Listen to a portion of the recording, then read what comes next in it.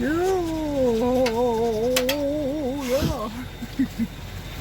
This failed PC setup. All right.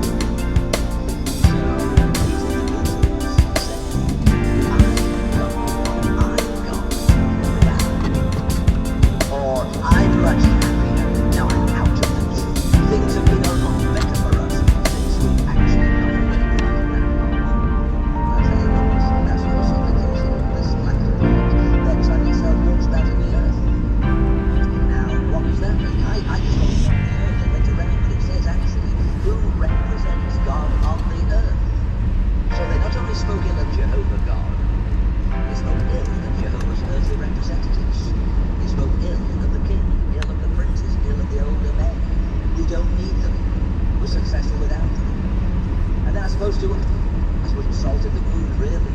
He says in verse 10, talking about Jehovah, he brings his people back hither, and the waters of what is full are drained down for them. So that really adds insult to injury, doesn't it? When Asaph sees the injustice of people who have turned their back on the truth, doing well financially, materially.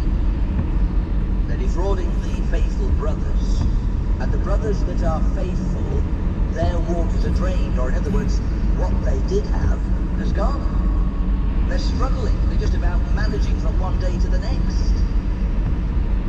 You even hear some of their brothers say in verse 11, they have said, how has God come to know? And does there exist knowledge in the Most High?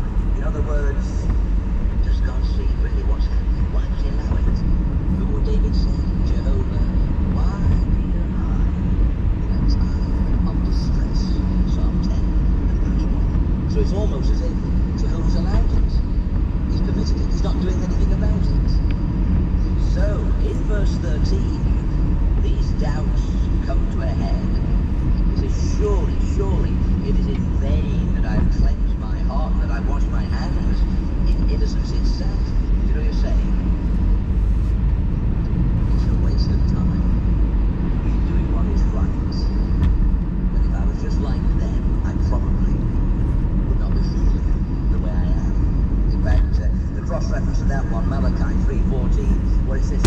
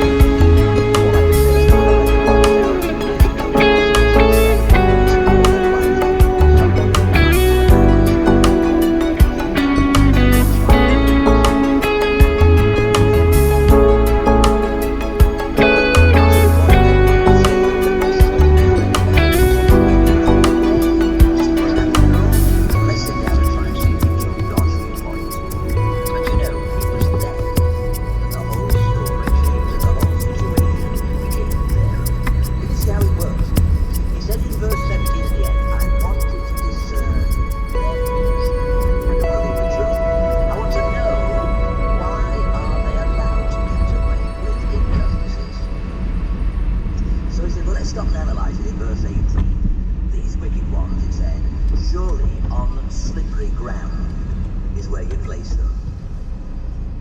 You have made them fall to ruins. Oh, how they have become an object of astonishment, as in a moment. How they've reached their end, have been brought to their finish through sudden terrors. Like a dream after a waking, O Jehovah, so in arousing yourself, you'll despise their very image. Now you might think, well, what's that got to do with coping with injustice?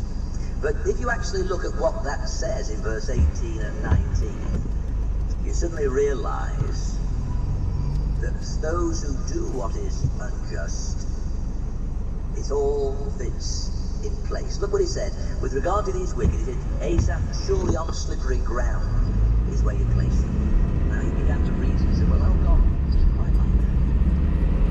They're not on slippery ground. They're the successful ones. They're getting away with murder. They're getting away with deceit. They're getting away with everything.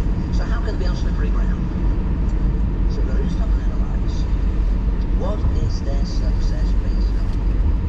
And then the penny began to drop. See, they're only successful in a material way.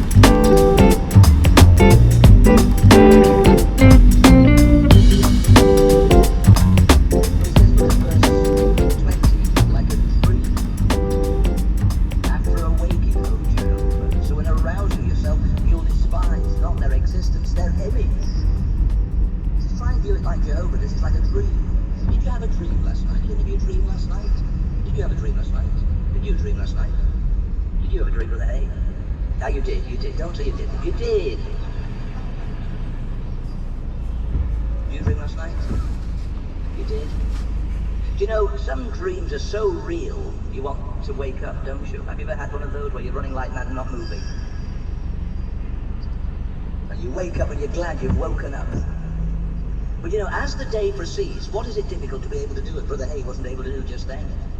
Remember your dream. They're real and vivid when you're experiencing them, but minutes after awakening, they're gone. Now, what a lovely illustration was used to Asaph to help him appreciate that when you're going through a sad situation, it's not a dream, sometimes it's a nightmare. But you know, you'll come through it.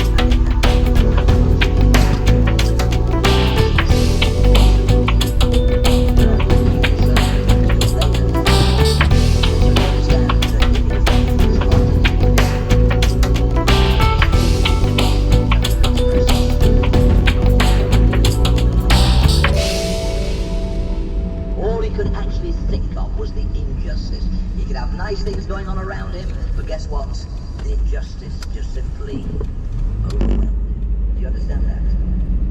Be on his wavelength. Do you feel for him? Do you realize that that can happen? He began, it says in verse 22, to reason with when he stopped reasoning. He stopped going to the meeting. I was unreasoning. I could not know.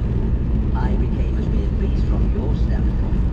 Psalm 32 verse 9 says, without understanding, like a beast. So the beast doesn't reason. What do they act upon? Do you know? Anybody tell me? What does a beast act upon?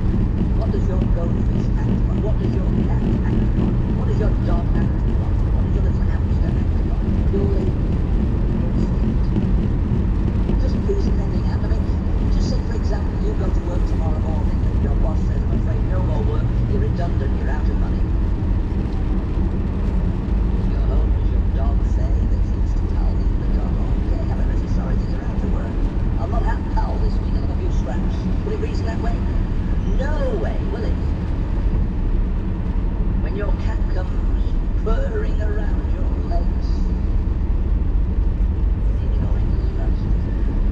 does it love you? I'm going to not upset anybody who loves cats. I like cats in their place, I do, yeah. But you see, it's a taste in his thinking.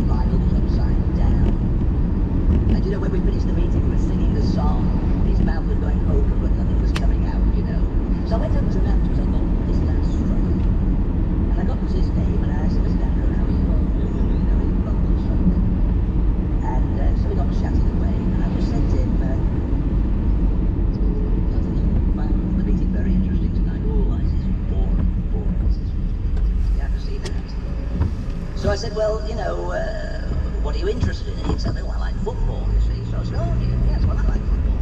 He told me where he lived next door to a football stadium called Anfield. Oh, I said, I like Liverpool. And I don't. I like Everton, you see. So I thought, well, I said, I'm not going to win with you, am I? We're not chatting.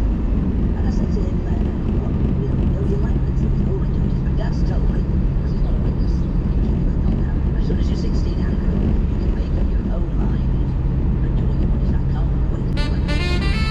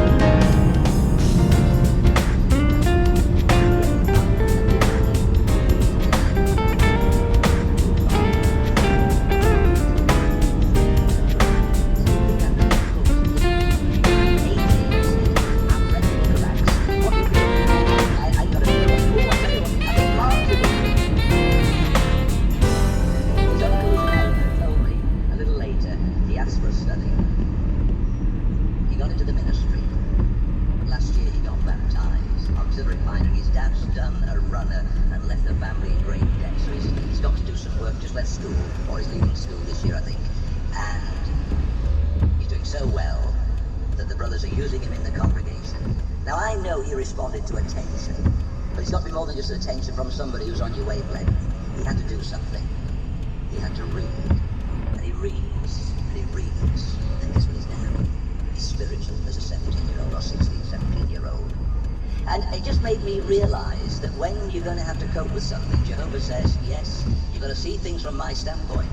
But there's no point in just being here unless you read what God's standpoint really is. And he started looking at things God's way. Going back to verse 23, in conclusion, look at the way he said, I am constantly with you. Well, a few minutes ago he was leaving Jehovah, wasn't he?